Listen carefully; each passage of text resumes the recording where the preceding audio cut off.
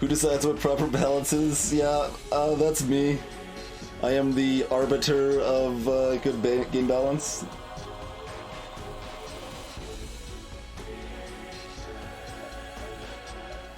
Yes, I would buy an NG. I would buy an NG. We wouldn't have enough money for hacking.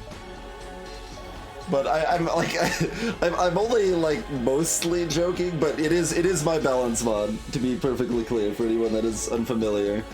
But it's something I've worked on for a very long time, and it is also something that I specifically believe myself to be good at. I have rebalanced a lot of games. I've designed games. Like I have a fairly good sense of game balance for anything that I've gotten deep into. Like, I've worked on balance for the multiplayer game by Serlin called Conguy that was on Congregate. I've worked on... I've done a full rebalance on a fairly obscure web game called Evolution. But, like, it's always satisfying when you do stuff like that, and then, like, when... In Evolution, there were like 3 units out of 45 worth using. Like, there was horrible balance problems, and like, I remember months after my rebalance, like, people were still arguing over what the best units were, so... Like, that's always satisfying.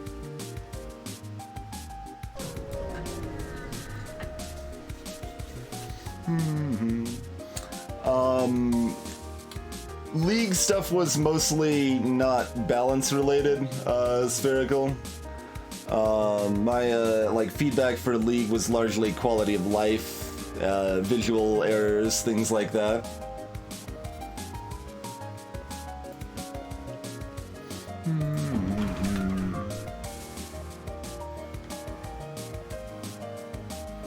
Only indirect. I mean, like, a lot of these aren't, like, paid positions, although I did actually apply to be a QA tester at Riot at one point. Given what's come out about their employee subculture, maybe dodged a bullet there. I don't know.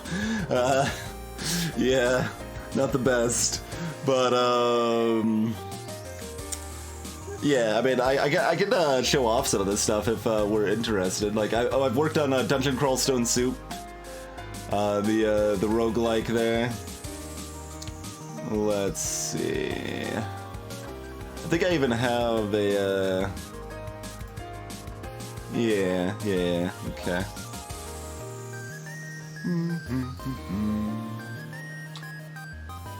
So...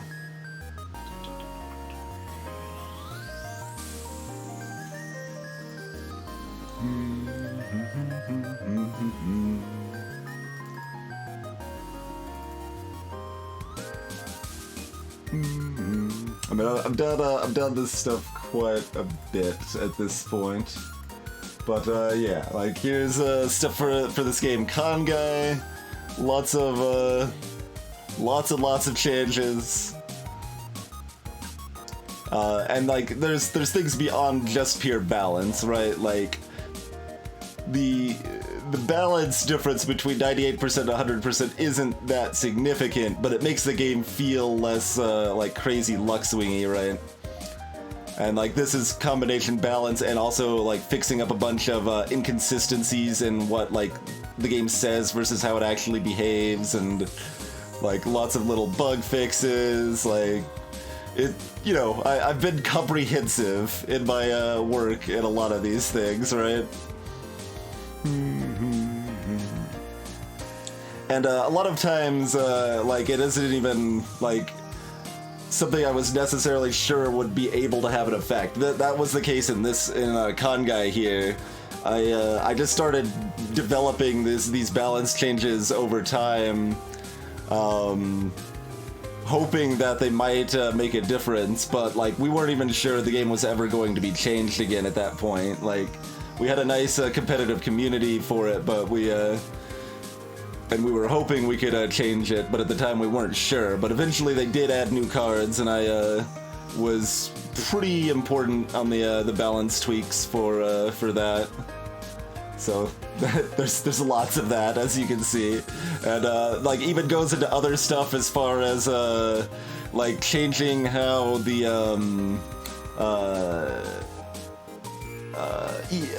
what's the I can't even remember the term now. The elo, the like the elo system, the amount of rank points that you win or lost depending on the difference in skill level between the players, like to make that a little bit less swingy, less extreme. Changing the drop rate and stuff so that it like feels less BS to play the game for free, like so many, like I've got into detail. That's just that, and then like on top of that, like sometimes it's just intuitive stuff. Sometimes it's consulting expert players. Sometimes it's consulting less expert players. Like it's good to get feedback from less experienced players too. And then like here's just like, you know, scripts I made to test problems and like see like, okay, how much of a problem is this really? Should it be fixed? Like things like that.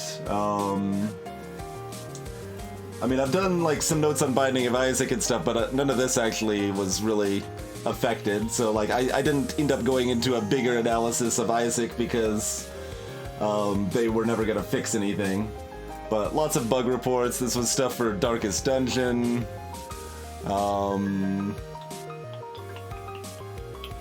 Then of course the FTL balance file. This is an older version, just as a text file, but you know, lots and lots of changes. Hacking now costs a lot more than this. Hacking only costs 100 at this point, but we've nerfed hacking a lot more since then, because hacking is ridiculous. Oh, Undertale feedback, like little bug fixes, quality of life stuff. Like that's not really balanced, but like a lot of it falls into some of that same category as far as like there's an issue with the game that I'm trying to fix, right? Dungeon Crawl Stone Soup.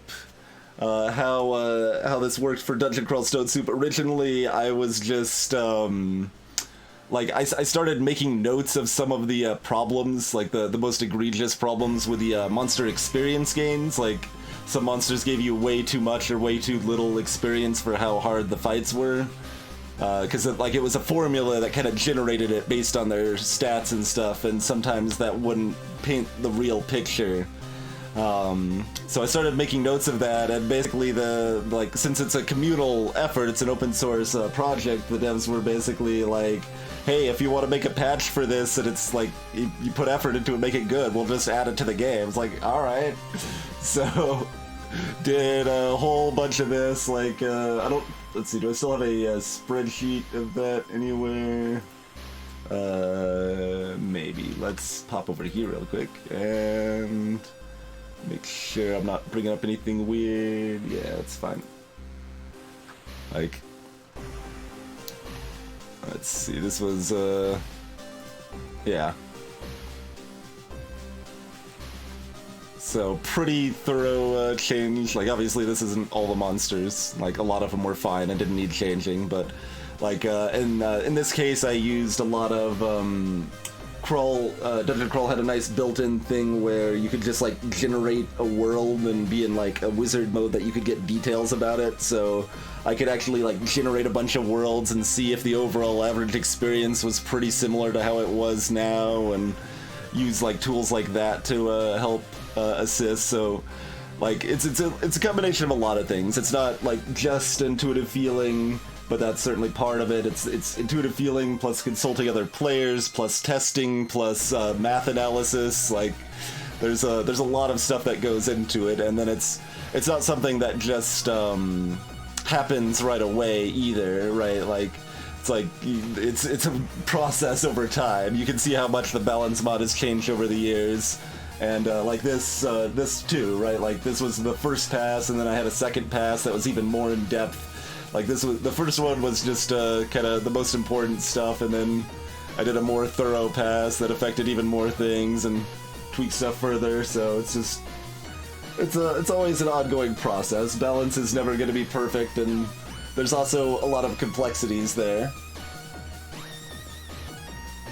Like. Another important thing about game balance, specifically for like roguelikes, something like FTL, Isaac, things like that, is that you very specifically do not want the game to be perfectly balanced. You don't want everything to feel like it's equally powerful, because that makes the experience more stagnant. You need to have some level of swinginess to the experience of a roguelike to help keep it fresh, keep it exciting, keep it feeling like a different run each time. This is also beneficial because you want situations where a weaker player that maybe hasn't ever won before gets lucky, finds some good weapons for free, and gets some really powerful weapons, and then is able to finally pull off a win. Cool. That's awesome. Okay, they got lucky enough they could win. But you also want the reverse of that too, right? You want the experienced player. It's like, oh man, it feels like I'm just getting bad luck left and right. The game's giving me nothing but heavy ions, but I still managed to make him work and pull off a win. That's also a really satisfying feeling, right? So you want to allow for both of those situations in your roguelike experience. So instead, roguelike balance, you want to focus more on making it so that nothing is so powerful that it's always the correct choice, and nothing is so weak that it's never the correct choice. That's I think where you want your primary focus to be in a roguelike balance. So to that end, like in vanilla FTL, hacking is always the correct choice. It's just that good. Hacking is the correct choice. Like, Thomas can tell you, he's got an 80 win streak in FTL, and I believe he bought hacking in 79 of those runs, maybe 80 of them. Hacking is ridiculously strong. Then a good example in FTL is Burst Laser 1 and Burst Laser 2. So Burst Laser 2 is almost strictly more powerful than Burst Laser 1. It's firing 3 shots instead of 2 for the same power cost, right? It just takes 1 more second to charge. But importantly, Burst Laser 1 is still useful. This is still an item that's like, okay, well, this is maybe not my favorite weapon or the best thing I could get, but it's still 2 lasers for 2 power. That ain't bad. It still does work, and it's still worth using at least a relevant portion of the time. I made this a little more stretched out than vanilla in the balance mod just by making Burst Laser 2 more expensive, but otherwise there's not really that much need to tweak it. Burst Laser 2 is, of course, also a little rarer, but so a lot of the focus of the balance mod is stuff like that, like making the best stuff not always as great. Like Flak 1 and Burst 2 are more expensive. Flak 1's a little less accurate and a little rarer. Hacking costs a lot more and can't sneak past defense drones anymore. So that adds more counterplay to the game. So maybe you want hacking, but you also want to keep a missile weapon to distract the defense drone in Phase 2 so you can sneak the hacking by. Or maybe you want a small bomb so you can damage their drone system. Like that was another change. I made it so that the defense drone on the flagship is the first thing that gets damaged in Phase 2 rather than the boarding drone. That way, something like a small bomb can still make hacking viable. Like, so it's always a multi-level thing, right? Another relevant thing with FTL balance, like in the balance mod, people at first blush might just look at it without really understanding the full ramifications of things and see that a huge number of things in the game are cheaper, right? Like a whole bunch of stuff has the price reduced. But the thing about that is, anything that you're not using, that's actually a nerf because it sells for less. So the fact that Burst Laser 3 costs 40 instead of 95 is probably a player nerf more often than it's a player buff. So there's a lot of subtlety in a balance as well, but yeah, I mean that kind of covers some of the balance stuff I've done over the years, or bug reports and stuff. Like I've got more bug reports in here too. Like we've got plenty of other things we could look at here, like Ancient Domains of Mysteries. Lots of bugs there that I found, like code diving into the game, that like about game crashes and bunch of stuff that like just doesn't make sense. Like you can get this this artifact weapon as a gift for praying enough, like appeasing your god enough, but then it like for a priest it doesn't actually work very well because it does half damage for him, and you know, just lots of oddball things like that. Lots of yeah, like this formula was completely broken, and like that's something that you can't like find out very easily without like diving into the code of the game. So found out stuff there. Here was like the League of Legends stuff, like, and this one I also had like kind of a priority, like how important they were to fix and stuff. Like this was a lot of inconsistencies, quality of life stuff, visual indicators that weren't accurate. So there were a bunch of like pictures of the actual hitboxes not matching the visuals of where like it could look like something hit an enemy when it didn't actually hit them. Things like that. And I know this was received, and some of this stuff was implemented probably as a result of this. Like, I'm pretty sure this was directly fixed because of me. Oh, I found like a really major game bug that was present for months. I found out the cause of that. One that globally froze the game for everyone playing for 6 seconds. Just, you know, you're playing a multiplayer game with 10 people, and then suddenly the game just freezes for everyone playing for 6 seconds, and nobody knows why. It turned out like it was an interaction between 2 specific characters, where if one of the characters, Brand, killed another character, Anivia, with a specific thing, like Brand was this fire, it was appropriate too, it's a fire character versus an ice character, but the fire character had like this damage over time effect that added like a gradual little extra bit of burn damage to their stuff. So if they killed Anivia with that, Anivia had a special ability that when they died, they actually just turned into an egg, and if that egg then wasn't killed, they would be reborn after 6 seconds. But if the little bird effect made Anivia become an egg, then the game would just freeze for everyone until they pop back out of their egg. Like I even saw that happen in like a tournament game, and with that global freeze. So I found out the cause of that after a lot of testing and stuff. So yeah, I've been doing random game balance stuff for a while. I would it'd be nice if I ever got you know, paid for it or anything, but that's okay. I've done a lot of stuff to make games I like better. Kage was not paid either, alas, Cranger. Now let me go back like 20 minutes in chat and see what else I missed here. I haven't played League for like 4.5 years or 5 years or something like that.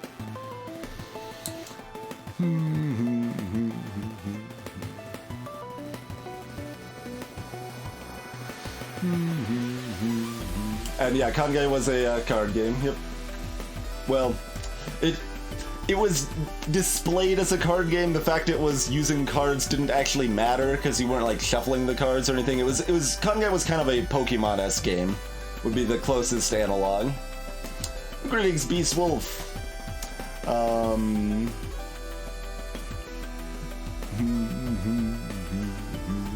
FTL is a text adventure now. And yeah, Isaac, that's a little bit of a different category, but yeah, when Isaac Rebirth first came out, I did a whole bunch of testing to figure out how all the items worked and stuff. And like, you know, tried to extinguish like a couple dozen just lies that kept spreading, and I spread at least one lie myself too, because I misunderstood how something worked. So it's easy how lies spread like that, because I misinterpreted one thing about how one of the new items reduced your tier rate in Isaac. So that's what I wrote down on the spreadsheet, so that's what spread everywhere. So that was lots of lies. The problems with Darkest Dungeon. Well, one of the things I specifically complained about at the time was that the game could tell you had a 135% chance to disarm a trap, and then this trap would still explode in your face. That's bullshit. You don't want lying garbage like that. They did actually fix that one so that it tells you the real number rather than the fake number, but thank you for the host, by the way, Arbrelia. Like, my biggest problems with Darkest Dungeon is just the core design of the game. Like, it is entirely designed around grinding, and I don't really enjoy grinding very much. But that's not inherently a problem with the game. Other people enjoy grinding, and there's still other good stuff there I did enjoy, but...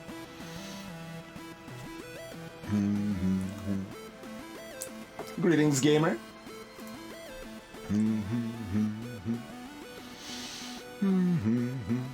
Oh, nice, Ad Hoc, as far as the Heart of the Swarm changes.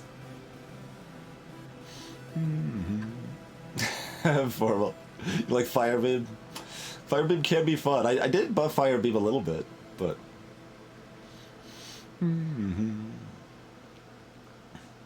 Like, having closer to a perfect balance on a competitive multiplayer game, if they're balanced but feel different, then that's fine and often your goal. But on a single player game, you don't actually want everything to be that close. You need that variability. Hey, Rokius.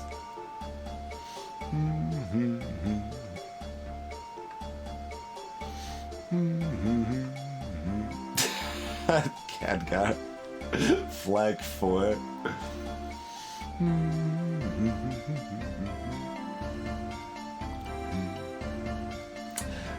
Yeah.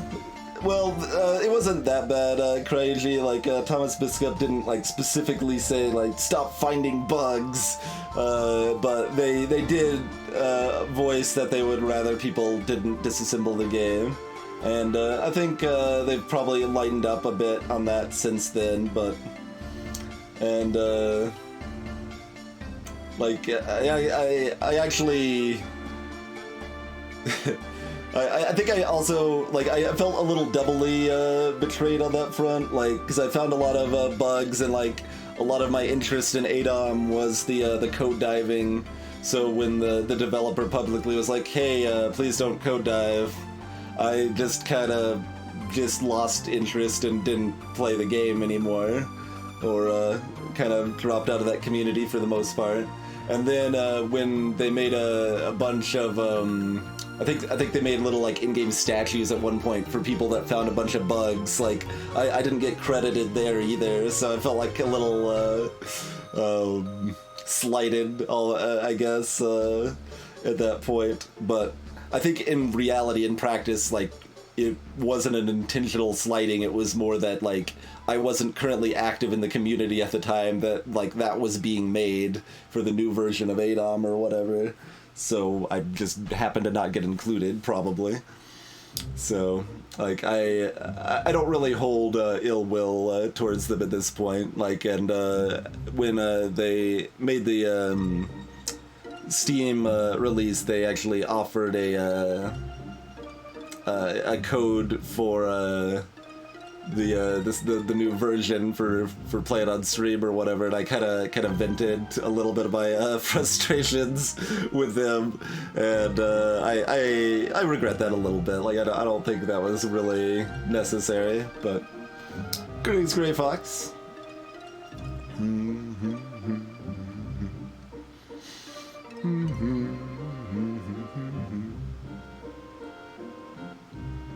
Yeah, as far as, like, being paid for it, like, I would want to do it freelance. Like, I don't think I would enjoy a pure, like, office level, like, you know, 30, 40, 50 hour a week QA job or whatever like that. That would destroy me eventually. But like a higher level QA and higher level QA and balance testing, I think I'm very good at, and I do think that it would benefit some games to pay me to fix their games. The story about my League support shenanigans, that was a lot of fun, and we did have an 88% win rate running the Soda Soraka bot lane at the time. That was delicious.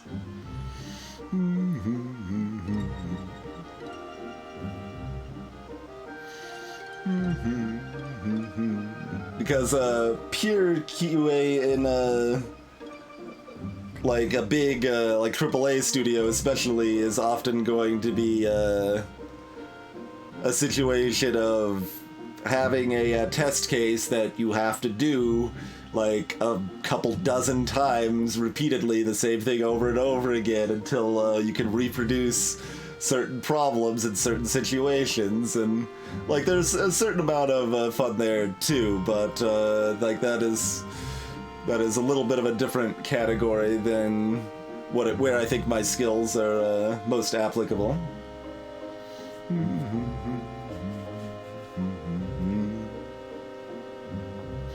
Conguy stream win, it's just possible. There are some people, I remember Gunther had played Conguy at least. It is spelled with a K, by the way, but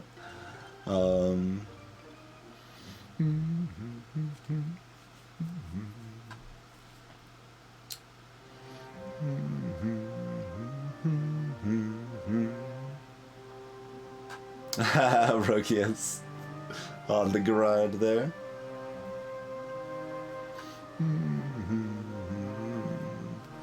Yes, Heroes of the Storm. I was trying to think of Heroes of the Storm and thought that was actually what you were referring to, Ad Hoc. But I could not think of the name of it at all. So I'm like, well, maybe I'm wrong because HOTS is Heart of the Swarm, so maybe I'll just say that. I probably should have just trusted myself, but that's okay.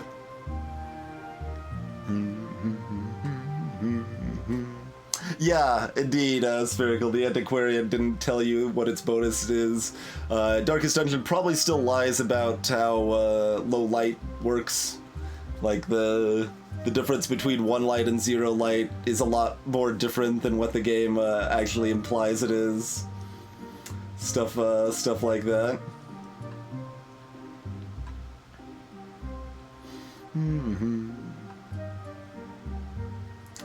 Weird on Graveyard Keeper, Spherical.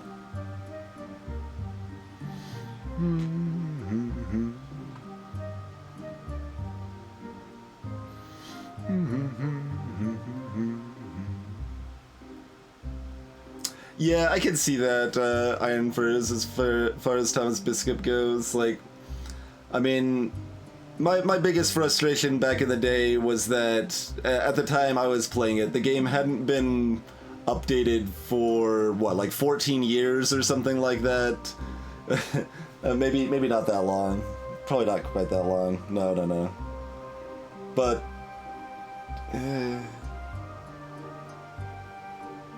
man. What makes sense as a time scale there? Was it actually only like 4 years? 4 years is still a long time, but... Alright, let's just say about 5 years. Like, so I'm not blatantly lying. Let's say approximately 5 years, plus or minus 10 years. But it hadn't been updated for like 5 years, let's say, and there were some major like game-breaking crash bugs and such, and a few other concerns.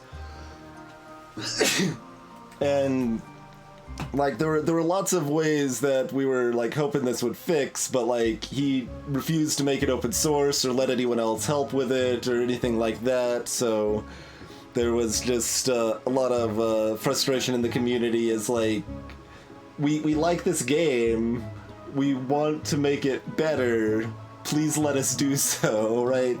Like, my proposal was to be like, hey, keep it closed source, grab like 1 or 2 trusted people of the community that'll that you can just look at your code and let them fix like these couple major things, and then you don't need to put in the work because you're working full-time elsewhere, and it's still closed source, so you can still like do something with it later if you want to.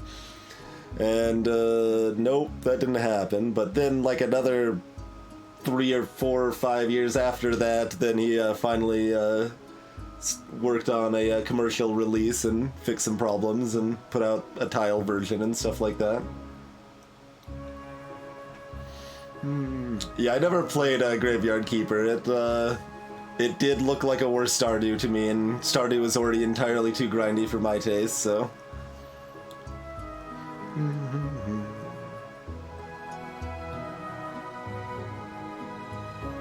That's very silly, Spherical and Rude. Hey there, Rude Stream.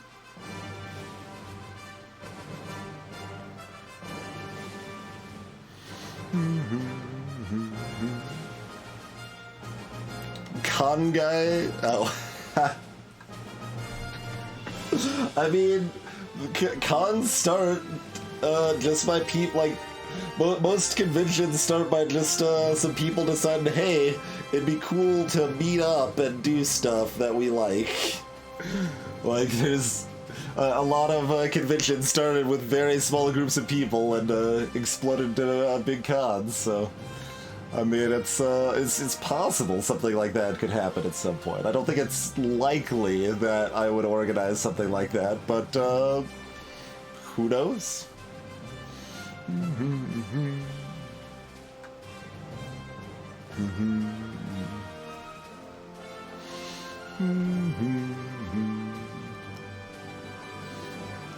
Yeah, like, I mean, even, like, actually probably alpha tester rather than pre-alpha, Cryg is probably kind of the spot that I specialize in the most, like, rather than just, you know, fixing various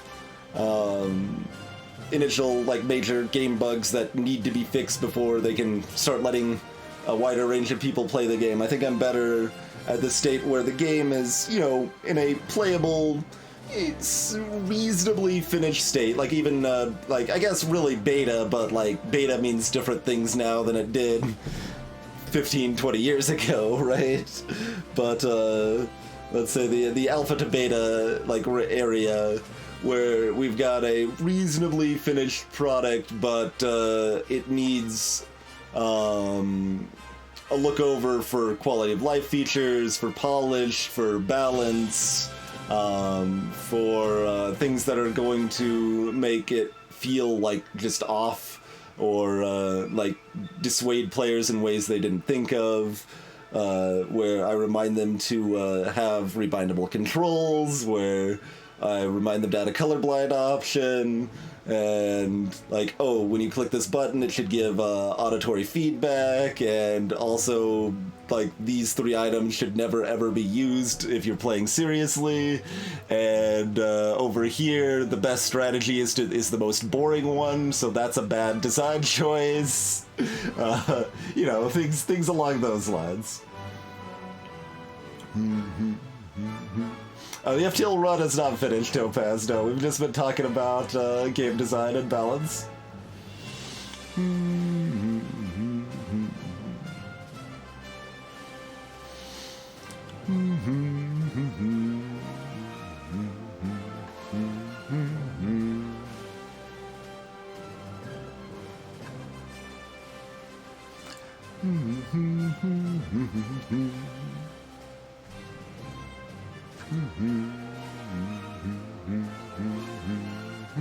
Hey there, Twitchy Wombat.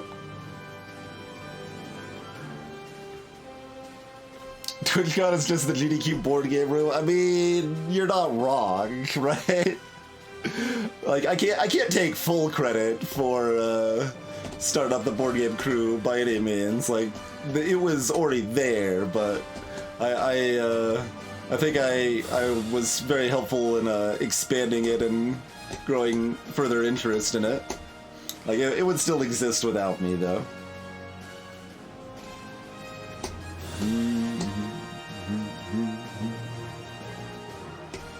Yeah, kind of ad hoc. Like, not even necessarily when they think they got it perfect or anything, but like while they think that it's at least decent. Like, they've already done the first like pass or two, that they've got their game and they've got their ideas and like they've got their stuff in effect. Like, I think I'm best at making things that are already pretty good, making them very good. I think that's where my skills in this area are best applied. I'm going to have a harder time turning something, like, I mean, I can also probably turn something that's, you know, pretty bad into something mediocre, but I'm probably less good at that, and it's also less satisfying, so...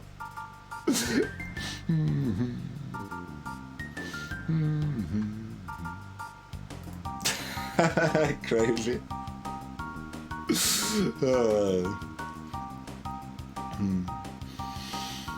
Okay, we're caught up on chat, and that's some talk about game design and balance. Hopefully that was like interesting and possibly even informative to people.